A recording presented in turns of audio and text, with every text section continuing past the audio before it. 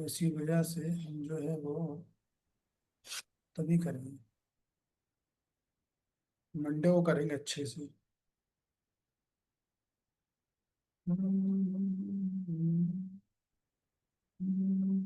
ठीक है, हाँ ये श्लोक ना 34वां श्लोक, इसकी चर्चा मंडे को करेंगे। बहुत महत्वपूर्ण श्लोक, पूरी भगवत गीता का समझ लो सार है। ये समझ अगर नहीं है तो आदमी भक्ति करके भी भक्ति नहीं कर पाएगा।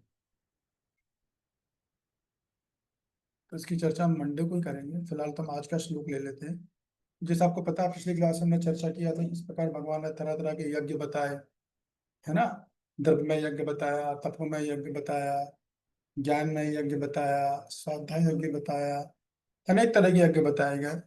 और हमने ये भी चर्चा करी कि यज्ञ का मतलब केवल हवन करना ही नहीं होता है ना। यज्ञ का यज्ञ का बड़ा अच्छा अर्थ बताया था प्रभुपाद जी ने। कौन बताएगा हाथ उठा के? प्रभुपाद जी ने यज्ञ का क्या अर्थ बताया था? यज्ञ से क्या मतलब है? यस, बताइए अनिता जी। हरे कृष्ण प्रभु जी, दंड प्रणाम। प्रभु जी, प्रभुपाद जी ने बताया था कि हर वह कार्य जो भगवान की प्रसन्नता के लिए किया जाए वह यज्ञ है। हाँ, ये हमारा भक्ति के सिद्धांत की परिभाषा है। फिर वो चाहे खेत में जाके हल जोतना हो, या घर में झाड़ू लगाना हो, या घर में अकेले कमरा बंद करके गुलाब जामुन खाना हो, सारे के सारे जो है हो यज्ञ है कि नहीं। तो आज हम चर्चा करेंगे श्लोक क्रमांक 33 पर। तो आज जो चर्चा होगी इसमें द्रव्यमय यज्ञ की बात की जाएगी। द्रव्यमय यज्ञ क्या होता है मैं आपको बता तो चुका हूँ। अभी देखेंगे आप में से किन किन को वो याद है। तो कौन पढ़ाना चाहेगा? हम्म, नीता माता जी, ठीक है, ओके यस। नीता माता जी बहुत दिन बाद आई हुई है तो बस नीता माता जी आप पढ़िएगा, मैं पहले श्लोक पढ़ लूँ। श्रेयान् द्रव्यमयाद् यज्ञा ज्ञान यज्ञ परन्तपा सर्व कर्माखिलं पार्थ ज्ञाने परिसमाप्यते। हे परंतप, द्रव्य यज्ञ से ज्ञान यज्ञ श्रेष्ठ है। हे पार्थ, अंतोक्त गत्वा सारे कर्म यज्ञों का एक अवसान मिनट लिखता है। दिव्य ज्ञान में होता है।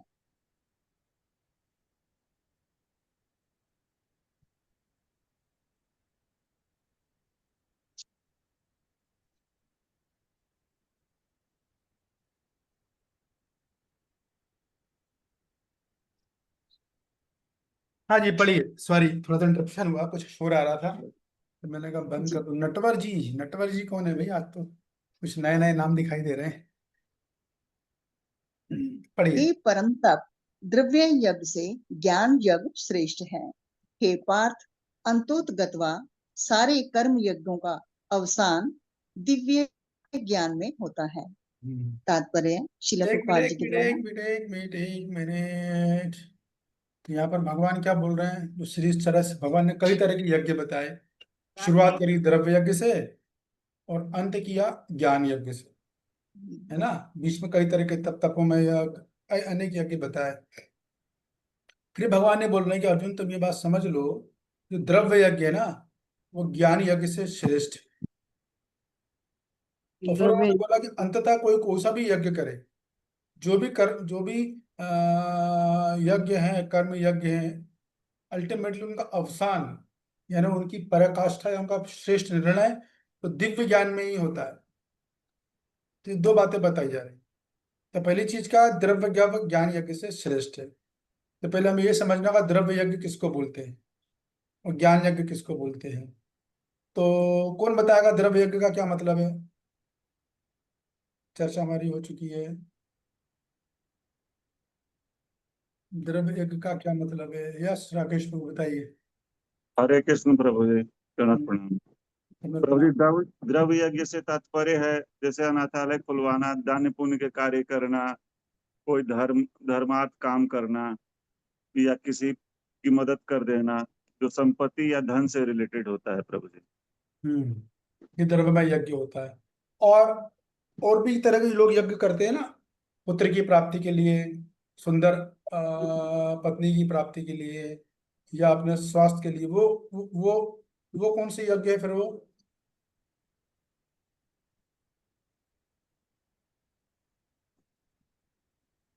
वो इसमें आएगा कि नहीं आएगा राकेश प्रभु?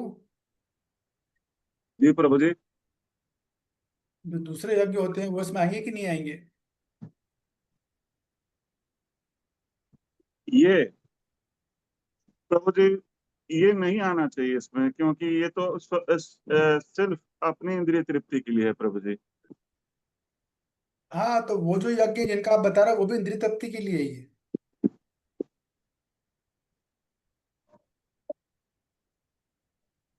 जय सदानंदिनी माता जी। हरे कृष्ण प्रभु जी, सादे दंडवत प्रणाम प्रभु जी। आएगा वो इसमें, क्योंकि वो भी तो हाँ, अपने इंद्रिय तृप्ति के लिए ही कर रहे हैं, हम लोग बिल्कुल सेल्फ उसके लिए। बिल्कुल आएगा राकेश प्रभु, है ना, आप कंफ्यूज मत होना। तो वो जी जितने प्रभु भी जी। यज्ञ होते हैं ना, जो आपने बोले वो, और जो दूसरे यज्ञ उनको अपन क्या बोलते हैं, सकाम कर्म बोलते हैं ना, जी काम कर्म, तो वो सब इसी के अंदर आएंगे। द्रव्य का मतलब है सामग्री। सामग्री का मतलब है कि इस यज्ञ में पहले सामग्री उठाई जाती है और बदले में दूसरी सामग्री मांगी जाती है, ये मतलब है, इसलिए इसे द्रव्य यज्ञ बोलते हैं। जी प्रभु द्रव्य जी। मैंने द्रव्य मैंने सामग्रियां लगती है ना, घी, धूप, क्या क्या लगता है, 5-6 तरह का 7 तरह का आइटम लगते हैं, वो सामग्री ला के बदले में एक सामग्री और मांगी जा रही है, इसलिए इसको बोलते हैं द्रव्य यज्ञ। इसे बोलते हैं द्रव्य यज्ञ। तो द्रव्य यज्ञ क्या है? द्रव्य यज्ञ से श्रेष्ठ का है ज्ञान यज्ञ। तो ज्ञान यज्ञ क्या होता है, इससे कौन बताना चाहेगा? व्हाट इज ज्ञान यज्ञ? हालांकि इतना जटिल सब्जेक्ट नहीं है, मैंने तो, हम लोग चर्चा करता है, ऐसा भी आप लोग को याद नहीं आ पा रहा होगा। अभी हमने कल चर्चा किया, परसों चर्चा किया, 3-4 दिन को लगातार चर्चा की हम लोग इस पे, तो जटिल नहीं लगना चाहिए मेरे हिसाब से तो। ज्ञान यज्ञ क्या है, एक जटिल लगे तो फिर आप छोड़ दीजिएगा। फिर कल का सोमवार का श्लोक सबसे इंपॉर्टेंट है। यस नीलांचल माता जी। कृष्णा, हरे कृष्णा, दंडवत प्रणाम प्रभु जी। ज्ञान यज्ञ, ज्ञान के लिए भगवत गीता का अध्ययन है, भागवत का अध्ययन है, वेदों का अध्ययन है, ये सब ज्ञान यज्ञ ही है प्रभु जी। तो बिल्कुल अध्याय भी ज्ञान यज्ञ में ही आता है। करेक्ट। अभी हम लोग जो कर रहे हैं, हम लोग सर्वोच्च यज्ञ कर रहे हैं। हम लोग थोड़ी ना कोई ऐसा अपने लैपटॉप के सामने या मोबाइल के सामने हवन लेके बैठे और आहुति डाल रहे हैं, ऐसा नहीं कर रहे। ये हम लोग जो कर रहे हैं ये ज्ञान यज्ञ है। तो ज्ञान यज्ञ का मतलब है, इसको दो तरीके से समझा जाता है। एक तो जो बताया नीलांचल माता जी ने, हम लोग जो करते हैं। लेकिन ज्ञान यज्ञ का मतलब है ऐसा यज्ञ जो आत्मज्ञान की प्राप्ति के लिए किया जाए। जो निष्काम कर्म योगी करते हैं वो ज्ञान योगी करते हैं, ठीक है। दूसरा, भक्ति दृष्टि से देखो, जैसा नीलांचल माता जी बोल रही हैं, भगवत तत्व के ज्ञान के लिए, भगवत भक्ति के लिए, ये जो भागवत पढ़ते हैं हम लोग, श्रीमद भगवत गीता का अध्ययन करते हैं, ये सब ज्ञान यज्ञ में आता है। तो ज्ञान यज्ञ दो तरह, दो कैटेगरी आती है। एक आत्मज्ञान के लिए, जो कि ये लोग करते हैं, निष्काम कर्म योगी और ज्ञान योगी। और दूसरा जो है भगवत ज्ञान के लिए, जो हम लोग करते हैं, वैष्णव करते हैं। तो इस तरह के दो ज्ञान यज्ञ होते हैं। लेकिन हर दृष्टि में भगवान ये बोल रहे हैं कि कर्म यज्ञ से ज्ञान यज्ञ ही बेहतर है। सही बात है, खुद बताएगा। चलो भक्ति है, चलो समझ में आ गया। लेकिन कर्म यज्ञ यदि हम आत्मिक दृष्टि से देखें, आत्मज्ञान की दृष्टि से देखें, तो क्यों भगवान ऐसा बोल रहे हैं कि ज्ञान यज्ञ जो है वो द्रव्य यज्ञ से बेहतर है? ये बताना चाहेगा? प्रभु जी, एक बार क्वेश्चन से रिपीट करेंगे प्लीज। क्यों द्रव्य यज्ञ ज्ञान यज्ञ से बेहतर है, भगवान ऐसा क्यों बोल रहे हैं? यस नीलांचल माता जी। हरे कृष्ण प्रभु जी, दंडवत प्रणाम आपको। प्रभु जी, डेफिनेटली ये सब द्रव्य यज्ञ तो शरीर को लेके हैं, सारे शरीर संबंधित है। और जो ज्ञान यज्ञ है वो अपनी आत्मा का उत्थान है, भगवत प्राप्ति के लिए होते हैं। अब किसी को खाना खिलाया, थोड़ी देर बाद फिर भूख लगाएगी, कपड़ा देंगे, फिर हो जाएगा।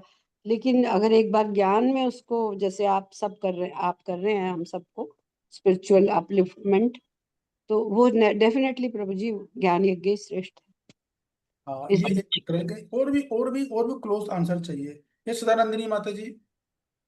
प्रभु जी वैसे यही बोलना था मुझे, जो माता जी ने बोला है कि जो द्रव्य यज्ञ तो हम अपनी आत्म संतुष्टि के लिए करते हैं, लेकिन आत्मज्ञान के लिए फिर हम ये लोग ये जो है यज्ञ यज्ञ जो है ये तो क्या कहते हैं, तो ज्ञान यज्ञ ज्ञान किया यज्ञ, जाता तो जो द्रव्य यज्ञ है, जो द्रव्य यज्ञ करते हैं, जैसे आप बोल रहे हो आत्म संतुष्टि के लिए नहीं करते, तो उसमें नुकसान क्या है, प्रॉब्लम क्या है?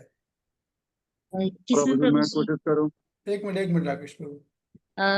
प्रभु जी द्रव्य यज्ञ में हाँ प्रभु जी वही जैसे माता जी ने बोला ना कि भूख लगाई तो फिर बस थोड़ी देर के लिए संतुष्टि हुई, फिर और जैसे हम यज्ञ करते हैं, मान लो पुत्र प्राप्ति के लिए ठीक है, करते तो हैं। प्रॉब्लम क्या है भाई? कोई आपसे प्रभु पूछ। जी इससे फिर हमारा जो जीवन का वास्तविक लक्ष्य है वो तो हमें प्राप्त नहीं होगा ना, आत्मज्ञान भी नहीं होगा। हाँ ओके, ठीक है, यस राकेश प्रभु। प्रभु जी द्रव्य यज्ञ जो है वो भौतिक स्तर पे है और ज्ञान यज्ञ आध्यात्मिक स्तर पे है प्रभु जी। ओके, बिल्कुल सही उत्तर है। बिल्कुल सही उत्तर है, यस कांता जी। जी प्रभु जी सेम, मैं भी यही बोलने वाली थी जो प्रभु जी ने बताया, क्योंकि जो भगवान को प्राप्त करने के लिए कार्य किए जाते हैं प्रभु जी, वही है भक्ति योग का ज्ञान योग वाला, तो ज्ञान मान योग। लो अगर आप बोलते हो कि द्रव्य के भौतिक स्तर पे, तो उससे क्या तात्पर्य है? प्रभु जी अपनी संतुष्टि के लिए, अपनी अपनी इंद्रिय तृप्ति के लिए किया जा रहा है प्रभु जी, वो इसीलिए। तो नुकसान क्या है? प्रभु जी उसमें आपको दोबारा से रीबर्थ में आप पढ़ते हैं, आप जो देंगे। हाँ ये बात, हाँ ये समझो आप कि भाई द्रव्य अगर आप कर भी रहे हो, तो भी आप संसार चक्र से तो बाहर नहीं निकलोगे ना। मुद्दा तो ये आ रहा है, आपने द्रव्य के कर भी लिया, आपने अच्छे हवन ज्ञान ज्ञान कर लिया, सब कुछ कर भी लिया भाई, तो होगा कहाँ पर? फिर अगला जन्म होना है, फिर आप अगला जन्म लोगे, फिर आप पुण्य कार्य करोगे, क्योंकि आपने पुण्य किया था तो पुण्य भोगने आपको आना पड़ेगा। जब आप पुण्य भोगने आओगे तो पुण्य भोगने में आपसे कुछ पाप भी होंगे, फिर आपको अगला जन्म लेना पड़ेगा। इस तरह आप पुनरअपि जन्म तो पड़े हुए फंसे रहोगे ना। इसलिए द्रव्य यज्ञ से ज्ञान यज्ञ श्रेष्ठ है, क्योंकि ज्ञान यज्ञ एक बार आपने कर लिया तो आप तो खत्म, 84 लाख योनि से मुक्ति हो गई ना आपकी। भले ही ब्रह्मानंद में जाओ, आप पड़े रहो ज्ञान यज्ञ भले ही आप पढ़ रहे, लेकिन वो यहाँ तो नहीं आ रहे। लेकिन वो भगवत और जो भक्ति कर रहा है, जो भगवत रूपी ज्ञान यज्ञ कर रहा है, भगवत प्राप्ति के लिए कर रहा है, वो तो सीधा वैकुंठ जाएगा, है कि नहीं? ये बात है, इसको समझिए, मैं आपको समझाना चाह रहा था। इसलिए जो है ज्ञान यज्ञ को बेहतर माना गया द्रव्य यज्ञ से। अभी अष्टांग योगी है, वो भी बेहतर है, सब बेहतर है द्रव्य यज्ञ से। निष्काम कर्म योगी वो भी बेहतर है, क्योंकि वो भी कर्म बंधन के चक्कर में नहीं आएगा, उसे अगला चांस ये मिलेगा ना ज्ञान योगी बनने का। तो इसलिए द्रव्य यज्ञ सबसे निम्न स्तर का, क्योंकि उससे आप कर्म बंधन से मुक्त नहीं हो रहे हो, इसको समझो आप पॉइंट। ज्ञान यज्ञ से आप सीधा कर्म बंधन से मुक्त हो जाते हैं, डायरेक्ट, कोई कर्म बंधन नहीं है बात, ये बात। और फिर भगवान ने बोलते अंततः सारे कर्मों का, कर्म यज्ञों का अवसान दिव्य ज्ञान में होता है। दिव्य ज्ञान से का तात्पर्य कौन समझाएगा? तो द्रव्य ज्ञान समझ लिया, ज्ञान यज्ञ समझ लिया, अभी दिव्य ज्ञान से का तात्पर्य भगवान ऐसा क्या बोल रहे हैं इस बात को कि अंतोगत्वा सारे कर्म यज्ञों का अवसान दिव्य ज्ञान में होता है, इससे क्या तात्पर्य? यस कांता जी बताइए। दिव्य ज्ञान से प्रभु जी की हम शरीर नहीं आत्मा है। तो वो तो ज्ञान यज्ञ में आ गया, दिव्य आगे दिव्य का जोड़ दिया गया इसमें, इस चैप्टर का वो भी तो है ना, दिव्य दिव्य ज्ञान, ये बताया गया। जो जो प्रभु जी ठाकुर जी ने जो मैसेज दिया है अर्जुन जी को, वही दिव्य ज्ञान है। हाँ बराबर है, कि जो भी ज्ञान, जितने भी ज्ञान होंगे, कौन सा भी करो, एवं एवं ज्ञान योग भी करोगे आप, उसकी पूर्णता तो भक्ति में ही है, तब आप सफल हो, ये बात है। यस राकेश प्रभु, दिव्य ज्ञान से। प्रभु जी दिव्य ज्ञान से तात्पर्य है कि भगवान और जीव यानी खुद जीव अपना स्वरूप को जाने, अपने संबंध को जाने और संबंध जानकर फिर भगवान की सेवा में लग जाए, इसी को हाँ दिव्य ज्ञान कहते हैं प्रभु जी। करेक्ट, परफेक्ट, तो वही बात है जो कांता जी ने बोली, आपने उसको भी अच्छे से स्पेसिफिक कर दी, बस यही बात है। इसलिए दिव्य ज्ञान मतलब ज्ञान योग से भी श्रेष्ठ है। तो ज्ञान योग में आप क्या करोगे? आपको ये पहचान पाओगे कि मैं आत्मा हूं और रहोगे ब्रह्मानंद में, लेकिन आपको भगवान की सेवा का सुख थोड़ी मिलेगा। सुख तो वही जो हमारा स्वरूप है, जो हमारा संबंध है, वो स्थापित होगा। पढ़िए, तात्पर्य पढ़िए, कौन पढ़ रहा था? तात्पर्य शिल प्रभुपाद द्वारा। समस्त यज्ञों का यही एक प्रयोजन है कि जीव को पूर्ण ज्ञान प्राप्त हो, जिससे वह भौतिक कष्टों से छुटकारा पाकर अंत में परमेश्वर की दिव्य सेवा कर सके। ये तो तो प्रभुपाद जी भी ने ये बोल लिया, जो प्रभुपाद जी बोल रहे हैं ना अनुवाद में, कि सारे कर्मों का अवसान दिव्य ज्ञान में होता है। तो प्रभुपाद जी ने उसमें समझा दिया कि भाई तुम कोई सा भी यज्ञ करो, अगर आप उससे भौतिक छुटकारा, कष्टों से छुटकारा नहीं पा पाओगे, अल्टीमेटली आपको तो परमेश्वर की दिव्य सेवा करो। दिव्य सेवा करोगे जब आप, तो वो दिव्य ज्ञान, ये बात है, अपने संबंध को जानना, ये दिव्यता ज्ञान। कैसे जानना? भक्ति के माध्यम से, जो नवदा भक्ति है उसके माध्यम से जानना, ये सर्वश्रेष्ठ है। तो दिव्य ज्ञान से ज्ञान योग बेहतर है, और सॉरी हाँ, ज्ञान योग बेहतर और दिव्य ज्ञान तो सबसे श्रेष्ठ, ये बात है कुल मिला के।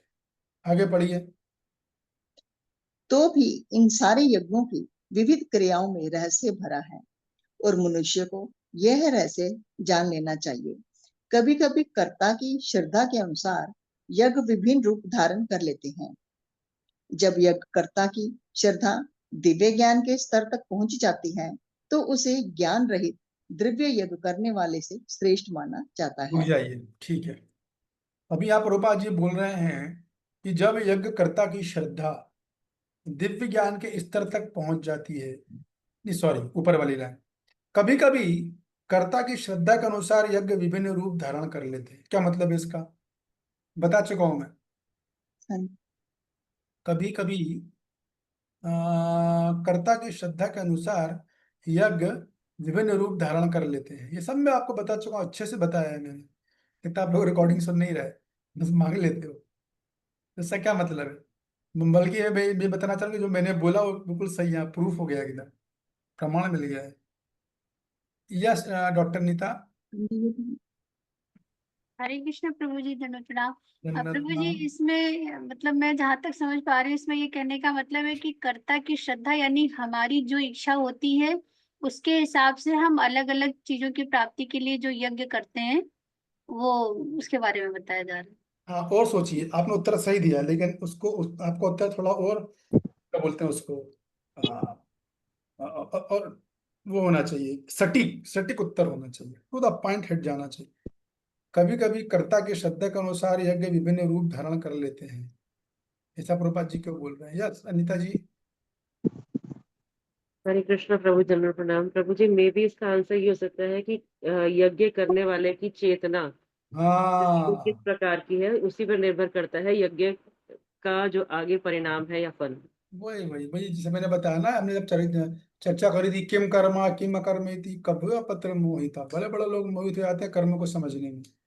तो कर्म का परिणाम कभी बाहरी क्रिया से नहीं मिलता है। कोई भी कर्म करोगे आप, कर्म का फल कार्य किस चेतना में किया गया, किस उद्देश्य से किया गया, किस किस भावना से प्रेरित होकर किया गया, उसके आधार पर फल निर्धारित किया जाता है। तो चूंकि यदि मान लो कोई यज्ञ कर रहा है, बदले में बहुत कुछ चाह रहा था, उसका काम कर्म हो गया।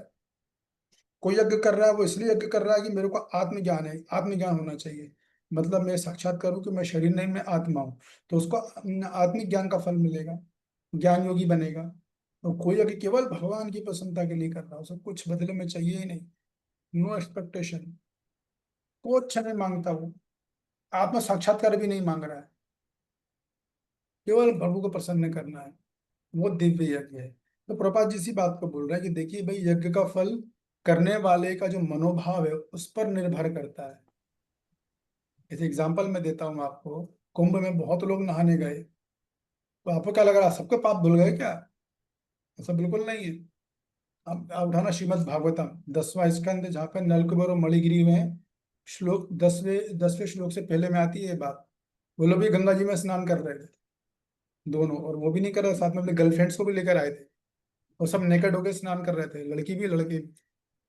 वहां तात्पर्य प्रभुपाद जी लिखते हैं, गंगा जी में स्नान का फल स्नान करने वाले की चेतना के अनुसार मिलता है।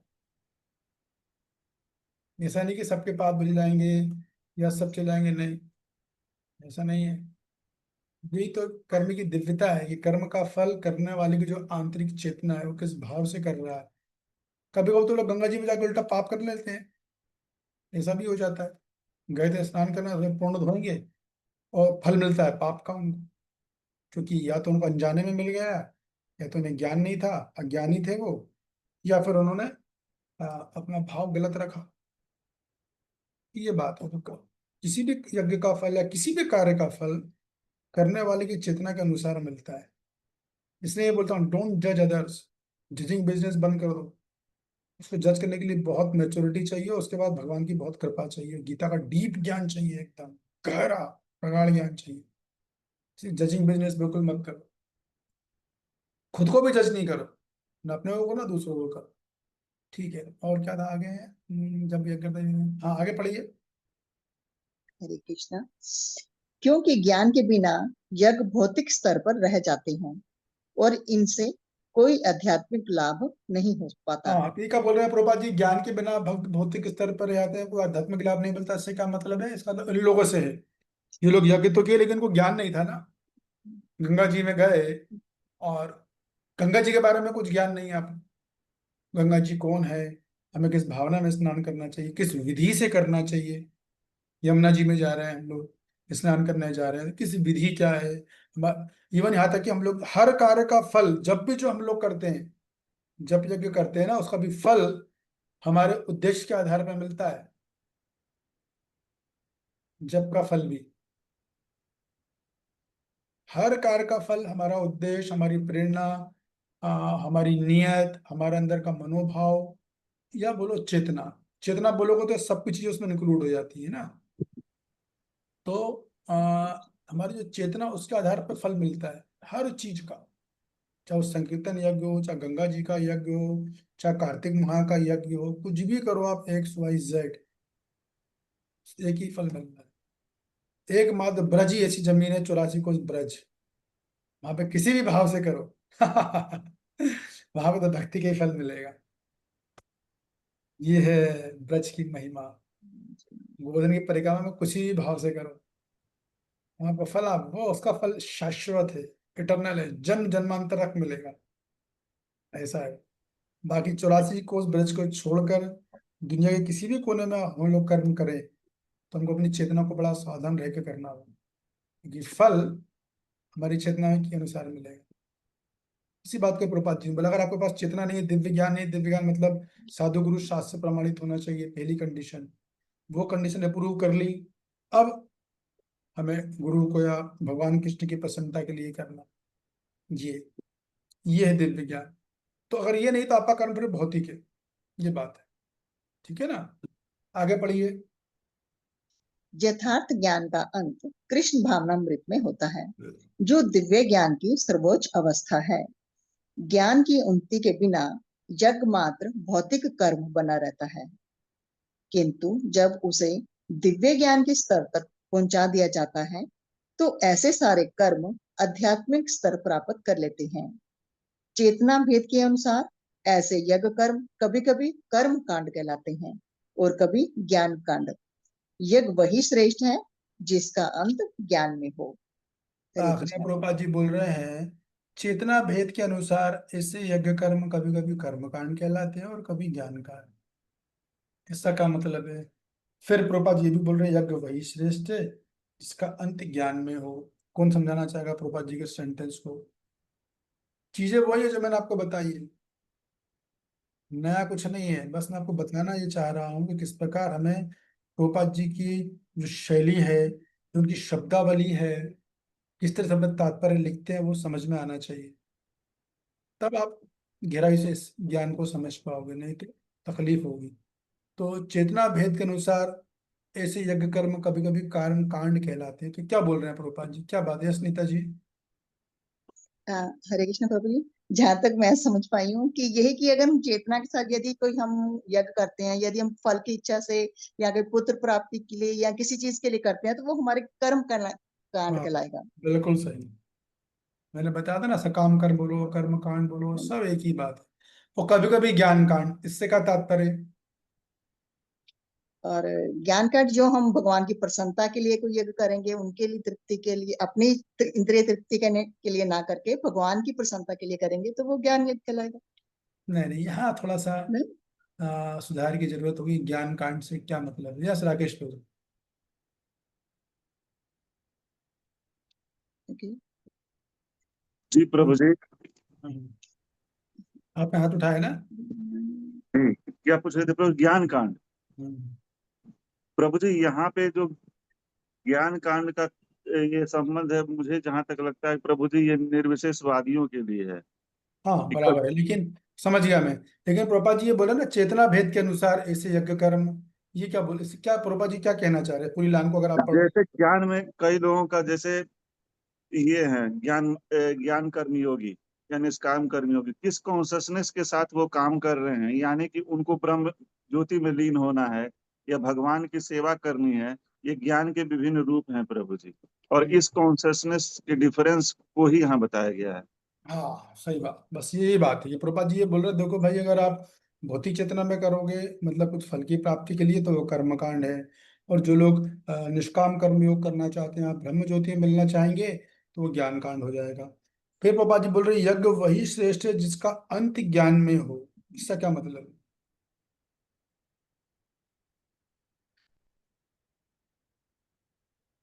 यस कांता जी। अंत ज्ञान में योग का मतलब प्रभु जी, आप भगवान को समझ गए और भगवान के धाम जाने के लिए जाए, वही ज्ञान का अंत है प्रभु जी। करेक्ट, कि भगवत ज्ञान, प्रभुपाद जी ने ऐसा लिखा है। मैं उसका मतलब ये समझ लो, यज्ञ वही श्रेष्ठ है, इसका अंत भगवत ज्ञान में। एक होता है ज्ञान ब्रह्म ज्ञान, एक होता है भगवत ज्ञान। तो हम लोग कौन सा ज्ञान करते हैं? हम लोग भगवत ज्ञान करते हैं ना। वो लोग ब्रह्म ज्ञान लेते हैं, हम लोग भगवत ज्ञान लेते हैं। तो प्रभुपाद जी ये बोल रहे हैं कि सबसे श्रेष्ठ तो भगवत ज्ञान ही है। दूसरा आप इसमें कोई कंप्रोमाइज नहीं प्रभुपाद जी ने किया, ठीक है। अब मैं आपको ये बताना चाह रहा हूँ कि जो कुछ मैंने आपको बताया ये पूरा भक्ति योग के एंगल से बताया, तो प्रभुपाद जी ने तात्पर्य में ऐसा लिखा है। इन वास्तव में जब यह बात आती है यह परांतरप दिव्य ज्ञान से ज्ञान योग श्रेष्ठ है, तो इसका मतलब यह है कि प्रभुपाद जी ये बोल रहे हैं, वो भगवान ये बोल रहे हैं कि सकाम कर्म से निष्काम कर्म योग श्रेष्ठ है, ये बोल रहे हैं। और जब ये लिखा है ना कि अंतोगत्वा सारे कर्म एगो का अवसान दिव्य ज्ञान में होता है, तो दिव्य ज्ञान भी यहाँ पर निष्काम कर्म योग है, ठीक है। ये बात है। तो दोनों पता होना चाहिए कि भगवान क्या बोल रहे हैं और प्रभुपाद जी क्या बोल रहे हैं।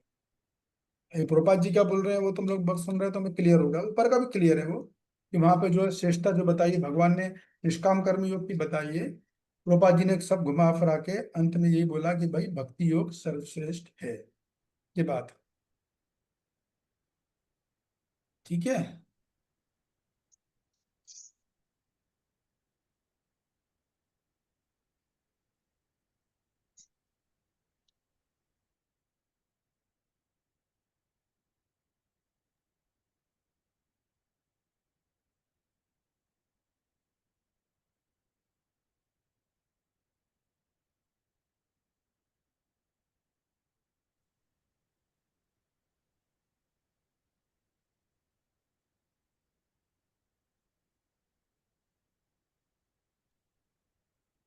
तो इस बात को दो तरीके से समझेंगे हम, कि अगर हम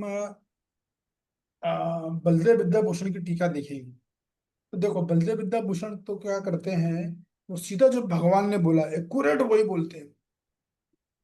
बलदेव भूषण की टीका में वो जो भगवान जिस योग को बता रहे हैं, जिस विषय की चर्चा कर रहे हैं उसी योग को बोलते हैं एक्यूरेट। लेकिन विश्वनाथ चक्रवर्तीपाद जो भगवान बोल रहे हैं वो तो बोलते ही बोलते हैं, साथ में वो उसको भक्ति योग से भी जोड़ते हैं, ठीक है। और हमारे प्रभुपाद जी तो सीधा भक्ति योग से जोड़ते हैं डायरेक्ट। तो बस हमें ये छोटी चीज समझनी है ताकि हम कंफ्यूज ना हो। लेकिन मान लो किसी को टफ लग रहा है, कुछ समझ नहीं आ रहा प्रभुपाद जी क्या बोल रहे हैं, प्रभु जी सब भूल जाओ, तात्पर्य समझ लो कि तात्पर्य में भक्ति योग की श्रेष्ठता सर्वश्रेष्ठ, इतना भी अगर आप समझ गए हो तो कोई दिक्कत नहीं। बाकी की बातें तो उन लोग के लिए जो और गहराई से समझना चाहते हैं और तत्व ज्ञान ग्रहण करना चाहते हैं तो उनके लिए। लेकिन यदि आप भक्ति प्रिंसिपल भी समझ रहे हो कि भक्ति सर्वश्रेष्ठ है और क्यों है, बस ये पता होना चाहिए सर्वश्रेष्ठ है और क्यों है, तभी आप पर्याप्त हो। आपको फिर कोई भगवत धाम जाने से, आप भगवत ज्ञान को समझने में आपको कोई दिक्कत नहीं आने वाली, ये बात है।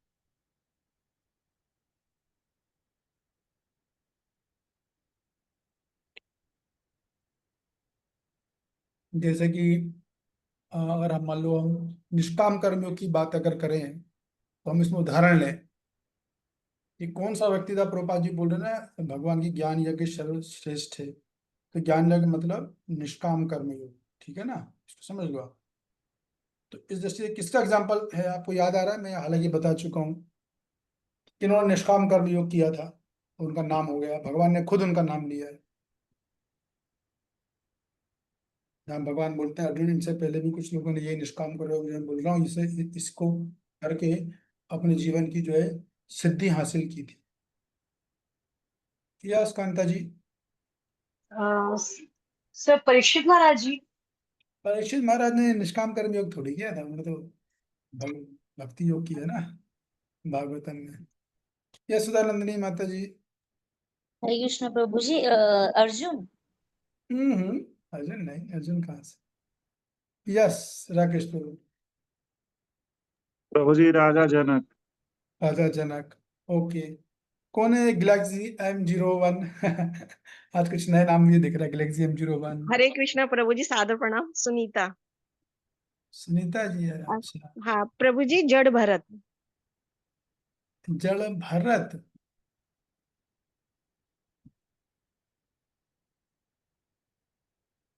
जड़ भरत का मेरे को देखना पड़ेगा, मगर राजा जनक तो बिल्कुल फिक्स एग्जाम्पल है एकदम। राजा जनक ने निष्काम कर्म योग किया था, हालांकि क्योंकि उनको करने की जरूरत नहीं थी, फिर भी उन्होंने समाज में धर्म स्थापित करने के लिए निष्काम कर्म योग किया था। कि मतलब कर्म करो और भगवत अर्पित निष्काम करेंगे, सारे भक्त जो है उन्होंने फल भगवान को अर्पित किए थे। या CRG ZBD, क्या कहना चाहते हो आप? हरे कृष्णा प्रभु जी, साधन में प्रभु जी भीष्म पितामह।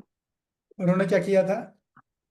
जैसे उन्होंने जैसे भगवान की इच्छा के अनुसार अपना कर्म किया था, है ना। भगवान की उनको अपना जैसे बल्कि निष्काम कर्म किया था उनको, जैसे कि उनकी जो वो ली हुई थी, क्या बोलते हैं उसको, मैं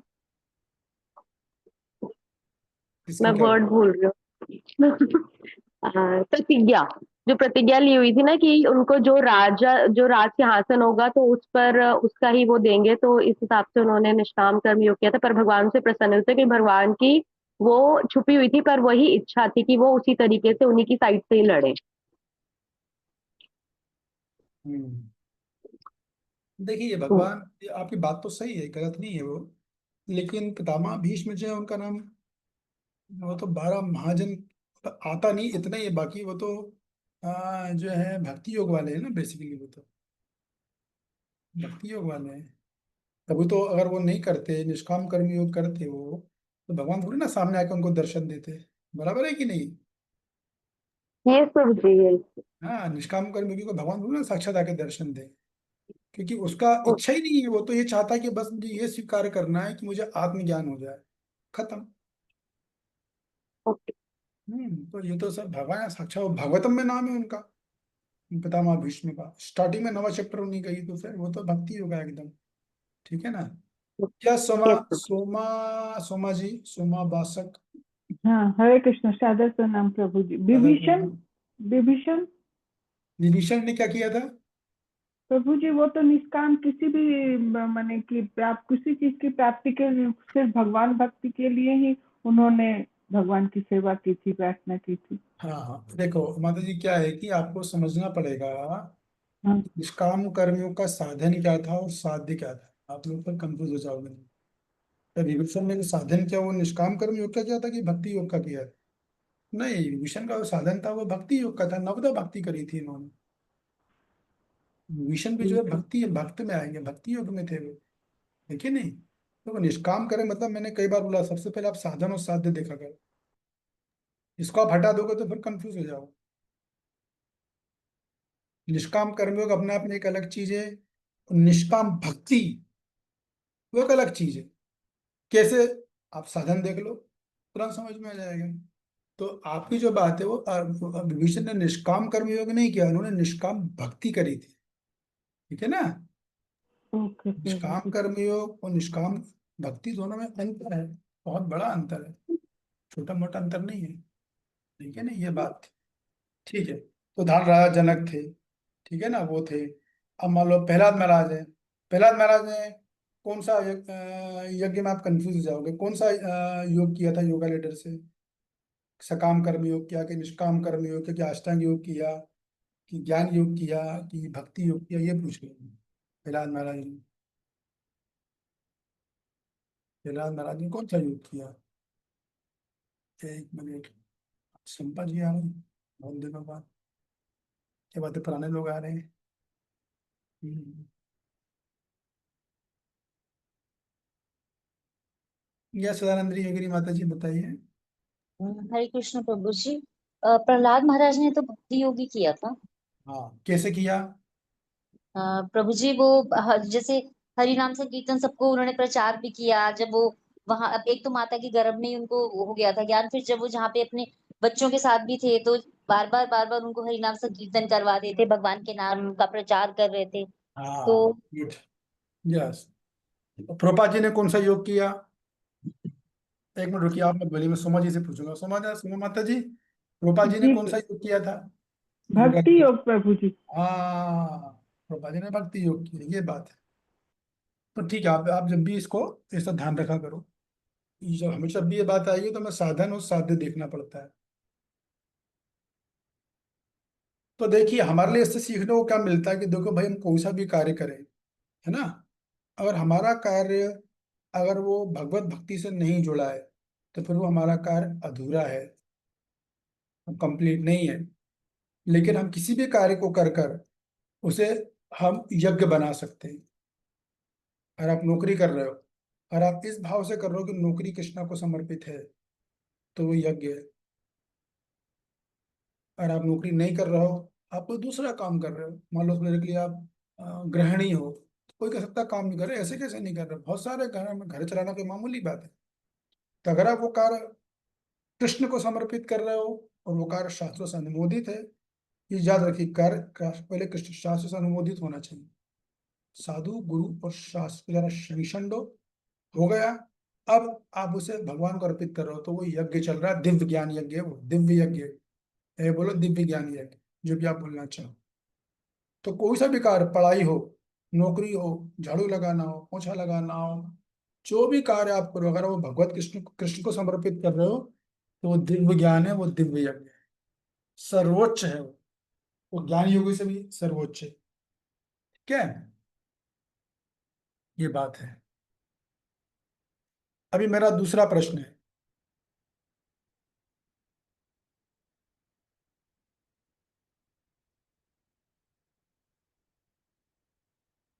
हम्म, कि आप में से देखो जो नए हैं वो तो शायद प्रश्नों को नहीं समझ पाए, लेकिन जो बहुत समय से मेरे जो सुन रहे हैं उनको समझ में आएगा, और मैं समझता हूँ उनको उनका सही सटीक उत्तर भी देना चाहिए। तो जो ज्ञानी योगी होते हैं, तो क्या केवल ज्ञान से मुक्ति संभव है?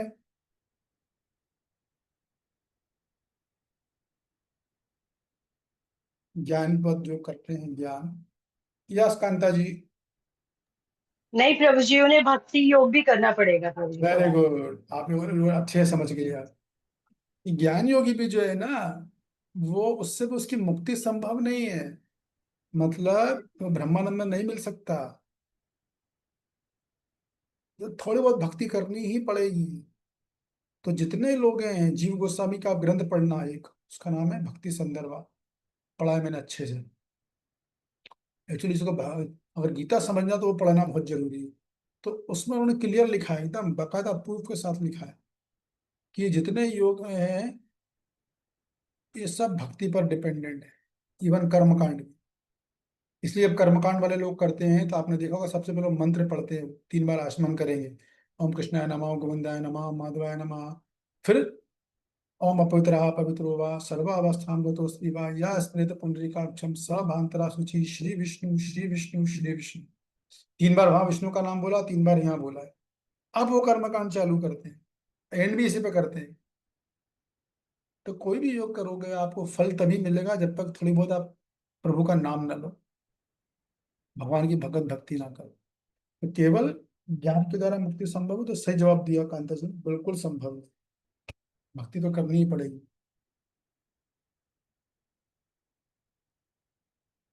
तब आप लोगों के लिए प्रश्न है, ऑब्जेक्टिव टाइप प्रश्न है, इसको आप नोट भी कर लीजिएगा, राकेश जी और CRC CGPD, ठीक है ना, तो आप लोग नोट कर लीजिएगा। प्रश्न है, श्लोक क्रमांक 4.33 के अनुसार, मतलब चौथे अध्याय के 33 अनुसार कौन सा यज्ञ श्रेष्ठ है? ठीक है, श्लोक क्रमांक 4.33 के अनुसार कौन सा यज्ञ श्रेष्ठ है? नंबर 1 रथ यात्रा, नंबर 2 अन्नदान, नंबर 3 ज्ञान यज्ञ और नंबर 4 गोदान। तो इस समय मैं पूछूंगा, इसका उत्तर देगा। पहले मैं देख लूं कौन कौन महारथी हमारा। अरे श्वेतानु प्रभु जी क्या मुझे एक बार फर्स्ट और लास्ट वाला अब दोबारा करेंगे, डिस्टरबेंस आ रही है बहुत। 4.33 के अनुसार कौन सा यज्ञ श्रेष्ठ है? ए रथ यात्रा, बी अन्नदान, सी ज्ञान यज्ञ और डी गोदान। तो इसमें से एक उत्तर है, तो मैं नाम लूंगा कि मैं किससे पूछना चाहता हूँ। और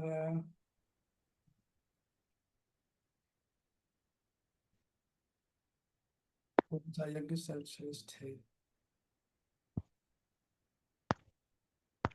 ठीक है, तीसरा क्या था प्रभु जी? तीसरा क्या? तीसरा ऑप्शन क्या था प्रभु जी? तीसरा ज्ञान यज्ञ। ज्ञान। Yes, Galaxy M0। क्या उत्तर है इनमें? Galaxy M01। प्रभु जी ज्ञान यज्ञ। हाँ, इसका उत्तर है ज्ञान यज्ञ सर्वश्रेष्ठ है। प्रभु जी ललन कुमार चौधरी से बहुत डिस्टर्बेंस आती है। हाँ, ललन कुमार चौधरी से डिस्टर्बेंस आ रही है, कुछ सुनाई हाँ नहीं दे रहा। लल्लन जी, आप मैं आपका परिचय भी लेना चाहूंगा। आप कौन है, कहाँ से हैं? मैं तो आपको पहचान नहीं पड़ा, थोड़ा अपना परिचय देंगे संक्षिप्त। डिस्टर्बेंस आ रहा है आपके से लल्लन जी। ढूंढता हूँ मैं लल्लन जी किधर है इसमें। लल्लन जी, हाँ लल्लन कुमार चौधरी जी। ठीक है, मैंने यहाँ से म्यूट कर दिया। ओके, तो अभी ये श्लोक एक बार फिर से मैं देखता हूँ इसमें क्या है। सब सर्वम कर्माखिलम। अब ये थोड़ा सा ट्रिकी प्रश्न है। ये श्लोक देखा है ना आप लोगों ने? मैं दिखा देता हूँ पहले, आप लोग क्या समझो भी इसी समय क्लियर हो जाएगा, और मेरे को जाना है।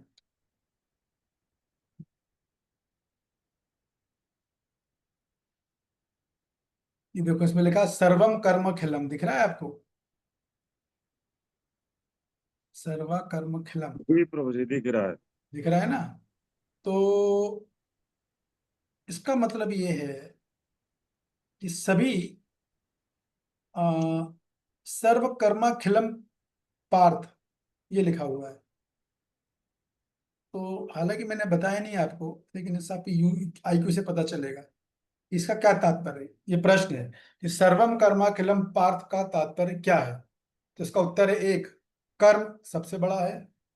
उत्तर 2, ज्ञान का कोई मूल्य नहीं है। उत्तर 3, सभी कर्मों का उद्देश्य ज्ञान है। और नंबर 4, ज्ञान की कोई आवश्यकता नहीं है। ये इसमें इन 4 में से कोई एक उत्तर है। मैं रिपीट कर रहा हूं, सर्वम कर्माखिलम पार्थ का तात्पर्य क्या है? 1, कर्म सबसे बड़ा है। दूसरा, ज्ञान का कोई मूल्य नहीं है। तीसरा, सभी कर्मों का उद्देश्य ज्ञान है। और चौथा, ज्ञान की कोई आवश्यकता नहीं है। ठीक है ना? यस, किशन गुप्ता जी बताइए, स्वागत है आपका। प्रभु जी हरे तीसरा, सभी कर्मों का उद्देश्य ज्ञान। हाँ, सही हाँ जी। जवाब। तब देख लो, कभी कभी भक्तों के सामने भी आता है, क्या जरूरत है इतनी पढ़ने की, सेवा करो सेवा करो। ऐसा नहीं है, तो सेवा कर्मकांड हो जाएगी आपकी, है कि नहीं? तो हमेशा, हाँ खुद भगवान बोल रहे हैं, रूपा जी ने खूब बोला है, रीड माई बुक्स 24 आवर्स के वीडियोज हैं जिसमें वो डांट रहे हैं, मेरी पुस्तक तुम लोग क्यों नहीं पढ़ते हो, क्यों नहीं पढ़ते हो? तो ज्ञान आवश्यक है। हर जो भी हम क्रिया कर रहे हैं भक्ति में, जितनी भी क्रियाएं हैं ना, फिर चाहे हमको झाड़ू लगाना हो, या हमको कुकिंग करना हो, या हमको पुस्तक वितरण करना हो, या कोई भी सेवा जो हम करते हैं, कोई सी भी सेवा, माला बनाना, उन सबका लक्ष्य है कि भगवत ज्ञान प्राप्त करना। अगर हम उस सेवा के माध्यम से वहां तक नहीं जा रहे हैं तो हमारी सेवा अधूरी है, इनकम्प्लीट है, उसका पूर्ण फल नहीं मिलने वाला। भगवत ज्ञान पूरी तरह भूल जाओ, सोचना भी मत।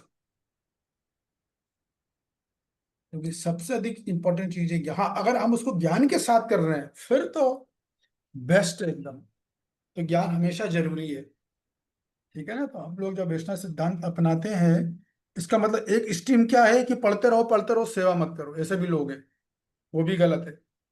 और फिर ऐसे और फिर ऐसे भी लोग हैं सेवा सेवा करते रहो, सेवा सेवा से सेवा और नो अध्ययन, वो भी गलत है, दोनों गलत है। तो सही क्या है, संतुलन बनाना, सेवा भी चाहिए हमको और हमको ज्ञान भी चाहिए, अध्ययन भी करना है, दोनों चाहिए। हाँ, बैलेंस सबका अलग अलग होगा, अपने अपने रुचि के अनुसार, अपने अपने स्वाद के अनुसार, लेकिन प्रिंसिपल ये जरूरी है, थोड़ी बहुत सेवा और ज्ञान तो कंपलसरी है ही, नहीं तो अंधकारमय जीवन है, भक्ति में भी अंधकारमय जीवन है। ज्ञान होना आवश्यक है, हमको अच्छे से पता होना है। जो अच्छे मेच्योर भक्त होते हैं वो बढ़िया बैलेंस बना लेते हैं, समय लगता है मगर बन जाता है बैलेंस। या सनिता जी, कोई प्रश्न है आपका? नहीं नहीं प्रभु जी, वो आपने अभी ऑप्शन पूछा था ना, उसी के लिए हैंड रेस कर रहा हूँ अच्छा, क्या उत्तर था आपका? कि सभी कर्मों की पूर्णता ज्ञान में है, तीसरा ऑप्शन। बस, तो क्यों है भाई? तो ज्ञान से रहित यज्ञ कर्म बंधन का कारण है। अगर आपकी कर्म में ज्ञान नहीं है, भगवत ज्ञान नहीं बोलो, या उनकी ब्रह्मवादी की वजह से देखो, उनके एंगल से भी देखोगे आप, तो वो कर्म बंधन का कारण है। और अगर ज्ञान भक्ति से रहित है, ये और सूक्ष्म बता रहा हूँ, गहरी बात, कि ज्ञान मतलब भगवत ज्ञान अगर भक्ति से रहित है, तो वो क्या है? वो केवल और केवल अहंकार है और कुछ नहीं है। तो सच्चा यज्ञ क्या है? दोनों होना चाहिए, भगवत ज्ञान भी होना चाहिए और भक्ति, दोनों संयुक्त तो होना चाहिए। हाँ, अभी बेहतर है, अभी फिट हो एकदम, अभी सही चल रहा है। तो मैंने क्यों सब ये बताया? क्योंकि अगला जो श्लोक है ये खत्म होगा, अगला श्लोक सुपर डुपर श्लोक होगा, बहुत डीप होगा। और मुझे लगता है कि बहुत जो लोग भी सुनेंगे तो उनके बहुत सारे कंफ्यूजन दूर हो जाएंगे, जो भी प्रश्न होंगे। तो मंडे की क्लास आप लोग मिस मत करना, यदि आपको कोई परिचित हो उनको ही बता दीजिएगा, मंडे की क्लास जबरदस्त होगी, जिससे भगवान बोलेंगे इस ज्ञान को ग्रहण कैसे करना है और किसके पास जाना है, कैसे पहचानेंगे कौन क्या है, तो उनके लक्षणों पर चर्चा होगी, उससे पता चलेगा। सारी चीजें रहेंगी। तब तक के लिए आज्ञा, आप मिलेंगे, तब तक आप शनिवार रविवार अपना वीकेंड सेलिब्रेट कीजिए स्पिरिचुअली। सोमवार को मिलेंगे हम शाम को 6 बजे, ठीक है? कोई कमेंट्स हरे किसी का? हरे कृष्ण प्रभु जी, सादर में यस राकेश प्रभु। मुझे आज का श्लोक देखने में तो बहुत आसान था प्रभु जी, लेकिन उसका जितना विस्तार से और विभिन्न अर्थ आपने स्पष्ट किया, ये बहुत महत्वपूर्ण रहा प्रभु जी, और बहुत ही महत्वपूर्ण श्लोक लगा प्रभु जी। आपका बहुत बहुत धन्यवाद प्रभु जी। आप लोग सीख रहे हो, बस वही हमारा वसूली है। सीख गए, आगे बढ़ गए, अच्छी चीजों को समझ गए, विवेक जागृत कर लिया, तो मैं समझूंगा मेरा एंडेवर सफल हो गया, और मेरी कोई एक्सपेक्टेशन है भी नहीं। मेन ये है, समझ में आना चाहिए, आपके ज्ञान के चक्षु खुल जाने चाहिए, दुनिया को देखो, पहले समझो क्या चल रहा है हमारी जिंदगी में, विवेक कई बार जागृत। प्रभु जी श्लोक साधारण दिखता है, लेकिन उसका अर्थ कितना गूढ़ होता है प्रभु जी, ये श्लोक बताता है प्रभु जी। हाँ, ये नहीं सारे श्लोक ऐसे होता मैं कभी अपन बोलते हैं, कभी जैसा डिपेंड करता है समय के अनुसार कब कैसे भगवान प्रेरणा देते हैं। गीता के सारे 700 श्लोक डीप है, एक भी श्लोक मैंने बताया ना, गीता के कितने एक एक श्लोक के आचार्यों ने हजार हजार अर्थ बताए। अभी वो पता कैसे चलेंगे यार? अगर हम एक ही पकड़ लेंगे तो फिर तो गड़बड़ है ना, फिर तो पूर्ण जानकारी नहीं, और पूर्ण ज्ञान हो गया वो तो। एक श्लोक का हजार हजार अर्थ है, श्रीधर स्वामी बताएंगे अपनी मंगलाचरण में गाते हैं, बहुत भयानक है। लेकिन देखिए जितना हम लोग ले लेते हैं, जितना हम ग्रास करते हैं उतना बहुत अच्छा है। एक इसी जगह पे आया, कम से कम हमारी जो समझावट है वो पूर्ण हो। हमें किसी भी सिद्धांत को लेके उसके दूसरे पहलू भी पता होना चाहिए, दूसरे तीसरे जो जुड़े पहलू है ना, तब पूरी पिक्चर क्लियर होती है। ये तो एक ही हम पहलू से पता, तो वो तो वही है, मुर्गी की टांग पकड़ के गाते रहना जिंदगी भर, तो उससे आदमी फ्रस्ट्रेटेड हो जाता है, फिर वो बोर हो जाएगा, बोरियत बनी रहेगी। हमारा अध्ययन ऐसा है कि बोर ही नहीं हो सकते, इतना आनंद ही आनंद, रुचि रुचि, इतना अथाह सागर का भंडार है, पढ़ो कितना पढ़ना है। प्रभु जी जब तक चीजें समझ में आती है तब तक बोरियत नहीं होती है, और आप प्रभु जी इस चीज को बहुत अच्छे से समझाते हो प्रभु जी। पक्की बात है भाई, बोरियत क्यों होगी? जब हमको इतना बड़ी बड़ी चीजें सुनने को लेंगे, चीजें समझ में आएंगी, समझावट में आएंगी, तो फिर बोरियत क्यों? का आनंद आता है, ये बात है। ठीक है, धन्यवाद, थैंक यू वेरी मच। हरे सारे कृष्ण प्रभु जी, दंडवत प्रणाम, सभी भक्तों को दंडवत प्रणाम। हरे